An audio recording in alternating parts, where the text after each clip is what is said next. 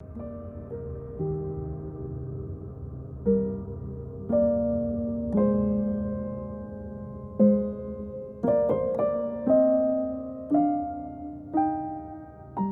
pessoal, primeiro eu quero fazer uma colocação. A gente vai estudar Lucas 7, 1 a 10, 1 a 1.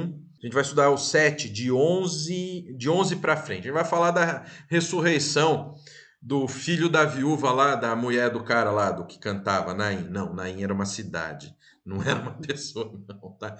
Mas eu já vi pastores pregar. Não, porque imagina a tristeza do Naim. Você voltou para Almeida Revista Atualizada? Eu estou usando a revista atualizada por causa da facilidade de utilizar ele no Logos, né? O Logos, ele é muito...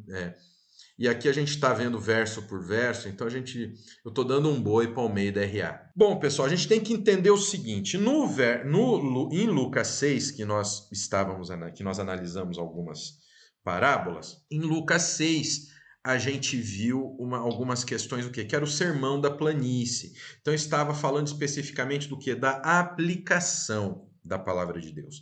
Agora, em Lucas 7, o comentário bíblico de Lucas, através da Bíblia, fala assim, é uma colocação muito interessante que está aqui. O episódio relatado nos versos 1 a 10 está intimamente ligado ao sermão precedente, porque Lucas queria salientar que a palavra de Jesus também estava disponível aos gentios. Por isso que ele mostrou, que nós vimos na última live, por isso que ele mostrou a cura do servo do centurião, tá bom? Então aqui nós temos uma entrada, porque ele já chega com... Jesus já chega, entre aspas, com o pé no peito, mostrando que o evangelho veio a todos, ao judeu e ao gentio. Nós temos que entender que o capítulo 7 ele nos dá esse retrato, nos dá essa ideia. E o que acontece? Está falando de fé, está mostrando a questão da fé, ele está mostrando aqui. Então aqui, no caso, nós vamos estudar a questão da ressurreição da filha de Naim. Em dia subsequente, um dia depois, dirigia-se Jesus a uma cidade chamada Naim, e iam com ele os seus discípulos e numerosa multidão. Como se aproximasse da porta da cidade, eis que saía o enterro do filho único de uma viúva, e grande multidão da cidade ia com ele. Ia com ela. Vendo-a, o Senhor se compadeceu dela e disse: não chores. Chegando-se, tocou o esquife e, parando os que conduzia, disse: jovem, eu te mando, levanta-te. Sentou-se o que estivera morto e passou a falar, e Jesus restituiu a sua mãe. Todos ficaram possuídos de temor e glorificavam a Deus, dizendo: grande profeta se levantou entre nós. Deus visitou o seu povo. Esta notícia a respeito dele divulgou-se por toda a Judéia e por toda a circunvizinhança. Pessoal, o que nós vamos ver aqui? Lembrem-se que eu estou o quê? Batalhando, eu estou trabalhando para que a gente possa entender como trabalhar. A gente possa entender como viver nesse tempo de restrições que nós estamos passando, com esse tempo de quarentena, com esse tempo de privação, onde nós temos um governante que ele ameaça te prender se você sair da sua casa, que é o que aconteceu aqui em São Paulo. Então a gente está num tempo muito delicado. Então nós temos aqui o quê? Uma palavra de esperança. Nós temos aqui, em um dia subsequente, dirigia-se Jesus a uma cidade chamada Naim, e iam com ele os seus discípulos e numerosa multidão. Tinham muitos que seguiam a Cristo. Quem nós estamos seguindo hoje? Nós estamos seguindo a Cristo para que as coisas que Cristo tem para nós se realizem na nossa vida? Ou será que nós estamos seguindo as notícias aí de fora, que são notícias mentirosas que dão ênfase para a desgraça? Abri agora o YouTube, que eu faço um controle de visitas, eu dou uma checada, né? No YouTube, então eu entro pela página geral do YouTube. Tem lá notícias. Todos os vídeos falando sobre a atual situação do vírus chinês, o que eles falam? O que falava? 1.056 mortos no Brasil e não sei quantos mil casos. Mais de 1.000 mortos no Brasil. Todas as manchetes dos vídeos, porque eles colocam vídeos de pseudos veículos sérios de comunicação. Entendeu? Então era essa a mensagem. A mensagem do desespero, a mensagem do grito, a mensagem de te chamar a atenção para a desgraça, porque é com isso que eles ganham. Alguma semelhança com aquele cara que falou que a Bíblia não era a palavra de Deus? Te alarmou, né? quanto pior, melhor? Percebem as estratégias do mal, as estratégias de Satanás? Te deixar desesperado, porque você não vai olhar para quem interessa. Você não vai seguir Cristo. Se você olhar que os fariseus estavam querendo o pescoço de Cristo, você não ia seguir ele.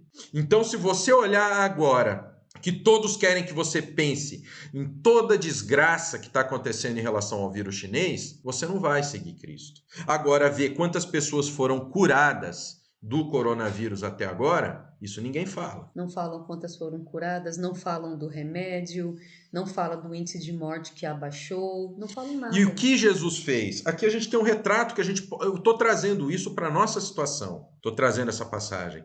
Jesus deu de encontro com o enterro, ou seja, nós cristãos, nós temos que dar de encontro com esse tipo de situação, com esse tipo de coisa que traz histeria, que traz desgraça. Pessoal, não são apenas os mortos do vírus chinês, nós temos pessoal aqui engraçado, né? O outro falando que vai pegar dados do nosso celular e se a gente tiver aglomeração vai até nos prender. Agora, por que ele não cuida da Cracolândia, lá onde os caras estão matando pomba no meio da rua? Porque o comércio está fechado? Então aquele bar que dava aquela comidinha para o pedinte, ou a pessoa que dava um pacote de bolacha para o pedinte comer, não está mais ali. Por que o governador não se preocupa com essas aglomerações? Agora, Jesus está indo de encontro com a situação de pavor.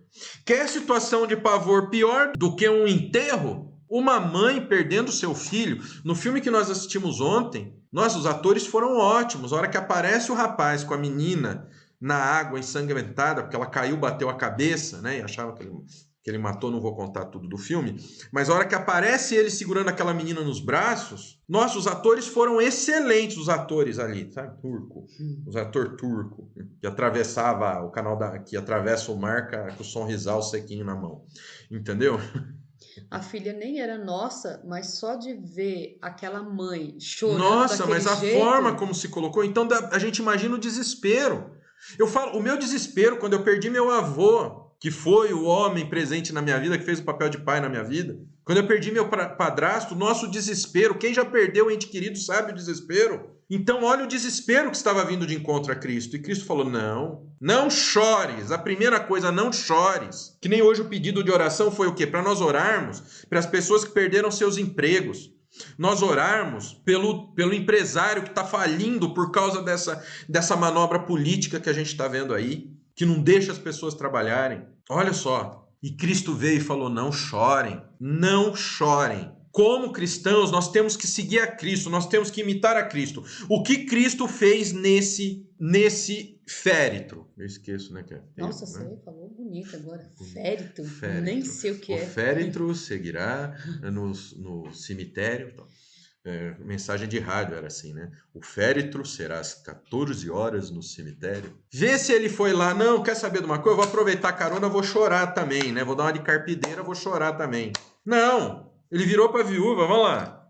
Como se aproximasse da porta da cidade, eis que saiu o enterro do filho único de uma viúva, e grande multidão da cidade ia com ela. Vendo-a, o Senhor se compadeceu dela e lhe disse, não chores, o Senhor se compadece daquele que sofre.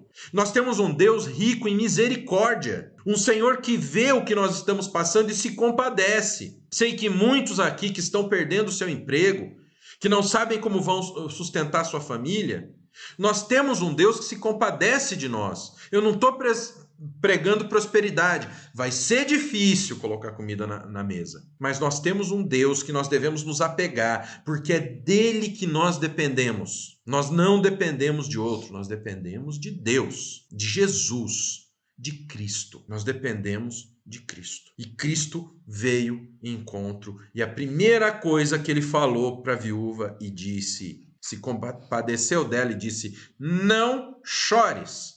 E não é o não chores, assim, não chores, larga de ser bobo. Não é nada disso. Cristo disse, não chores. E, chegando-se, tocou o esquife e, parando os que o conduziam, disse, jovem, eu te mando, levanta-te. Cristo está no controle. Tudo o que acontece está nos planos de Deus. Eu não vou dizer que você foi demitido hoje e só se levar seu currículo, que a sua vaga de trabalho já está garantida. Não é nada disso que eu estou falando. Eu só estou falando que a nossa esperança não está no mundo. O nosso serviço não está no mundo. Aí a gente cai em uma coisa que eu já falei aqui. Nós temos que fazer tudo como se estivéssemos fazendo ao próprio Deus.